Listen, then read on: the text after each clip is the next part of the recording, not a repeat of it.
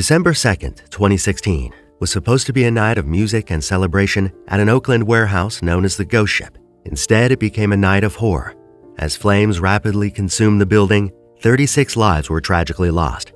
How did a place intended for artistic expression and community gathering become a deadly trap? What went wrong that night, and who's to blame for this devastating disaster? This is the tragic story of the Ghost Ship warehouse fire. The Ghost Ship warehouse, located on 31st Avenue, Oakland, California, was originally constructed in the 1930s. The 9,880 square foot building was intended for industrial use, primarily functioning as a storage facility. In 1988, Core Ng, a property owner with several holdings in the San Francisco Bay Area, purchased the warehouse. Over the years, the building's purpose evolved, but it was never legally modified for residential or entertainment use. In 2013, Derek Almina and Nicholas Bouchard leased the property with the intention of creating a vibrant and inclusive haven for artists. Their lease agreement specified that the building would be used for building and creating theater sets and offering workshops for community outreach. However, the building was unlawfully converted into a live workspace known as the Ghost Ship. Almina and his family lived on the second floor, while the first floor was sublet to about 20 resident artists. These residents paid between $300 and $600 per month, a significantly lower rate than the typical $2,000 monthly rent for a one-bedroom apartment in Oakland at the time. Living spaces on the first floor were connected by makeshift hallways, constructed of aggregates of salvaged and scavenged materials such as pianos, organs, windows, wood benches, lumber, and innumerable other items stacked next to and on top of each other. The live workspaces were separated by objects such as wooden studs, steel beams, doors, window frames, bed frames, railings, pianos, benches, chairs, sculptures, tree stumps, and tree limbs. The layout was a chaotic maze of narrow hallways, creating a labyrinth structure that was difficult to navigate even under normal conditions. Almina instructed the residents to tell outsiders that the warehouse was a 24-hour art studio and not to disclose that they lived there. In 2014, Almina told police that no one lived in the building, and he repeated the same statement several months before the fire. The warehouse shared its electrical supply with neighboring businesses, including an auto body shop and a cell phone store. These businesses, also owned by Core Ng, contributed to the already overburdened and hazardous electrical infrastructure of the Ghost Ship. Residents reported frequent electrical problems to Almina, but little was done to address these issues. Almina himself had complained about the ancient and violated lines of distribution that were in dire need of an upgrade, but these concerns were not adequately addressed by the property owner. The city of Oakland had received numerous complaints about the Ghost Ship since 1998, including reports of hazardous garbage and construction debris. An investigation was opened on November 13, 2016, following a complaint about blight and illegal interior construction. City inspectors visited the warehouse 2 weeks before the fire, but when no one answered the door, they were unable to enter and investigate further. Inspectors were required to obtain permission from property owners to gain entry, and when permission is not granted, they must pursue a court order, which was never pursued by the city inspectors. Although they'd never been inside the building, police and fire officials had repeatedly warned that the warehouse was a severe fire hazard. Almina, however, was reported to have ignored these warnings. The vice president of the local firefighters union said that the fire marshal's office had been critically understaffed at the time, and added that a proper fire inspection would have shut the place down. After the incident, the Oakland fire chief disclosed that there were no indications this was an active business, and there were no department records of complaints about the building, as the department inspects businesses, not buildings. This bureaucratic oversight and lack of enforcement contributed to the conditions that led to the tragic fire. On the night of December 2, 2016, Almina's assistant Max Harris hosted an electronic dance party, attracting a crowd eager to enjoy the unique atmosphere. The event featured several performers and musicians with around 80 to 100 people in attendance, while Almina's wife and daughters stayed at a hotel so the girls could sleep. As the night progressed, the warehouse's maze-like interior, filled with makeshift rooms and flammable materials, became a ticking time bomb. At approximately 11:20 p.m., disaster struck when a fire broke out, likely sparked by the building's faulty electrical system. Several residents attempted to extinguish the initial fire using fire extinguishers, but the flames rapidly spread across the ceiling, igniting everything they touched.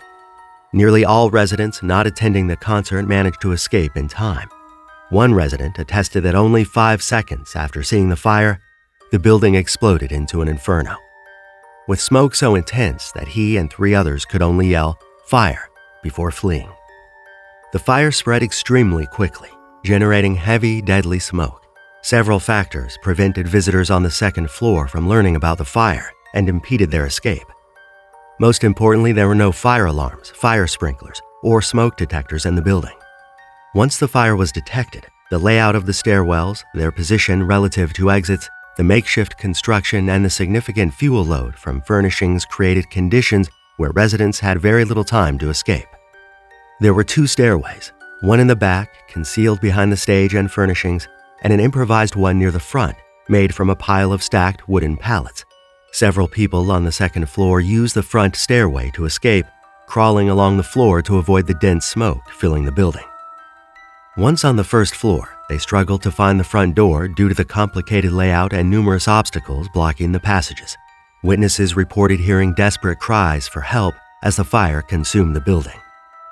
The intensity of the fire had caused parts of the second floor to collapse, further complicating escape efforts. The rapid spread of the fire combined with the building's unsafe conditions turned the warehouse into a death trap. The Oakland Fire Department arrived on the scene at 11:27 p.m., just 7 minutes after the first 911 call. However, by the time they arrived, the fire had already consumed large parts of the warehouse. Firefighters struggled to navigate the treacherous interior and rescue those trapped inside. Despite their heroic efforts, 36 people died in the fire, making it one of the deadliest building fires in California's history. The next day, the fire department's search and rescue personnel began stabilizing the structure to safely search for victims. They used drones with thermal imaging to look for survivors, but none were found. Investigators carefully removed debris, recovering the last human remains 3 days later. Of the 36 victims, all but 1 were visitors. 7 were found on the second floor, trapped by smoke and the collapsed pallet stairway. The remaining 29 victims were located on the first floor, 1 within feet of an exit. Some victims were huddled together, unburned under the collapsed floor. Authorities launched multiple investigations to determine the cause of the fire and identify those responsible. The Bureau of Alcohol, Tobacco, Firearms, and Explosives and the Oakland Fire Department conducted thorough investigations. They concluded that the fire was caused by electrical faults within the building. The warehouse's electrical system was a major contributing factor, with exposed wires and overloaded power strips. Attention quickly turned to the building's management. Derek Almina, the master tenant of the ghost ship, and Max Harris, his assistant and the party host the night of the fire, were charged with 36 counts of involuntary manslaughter.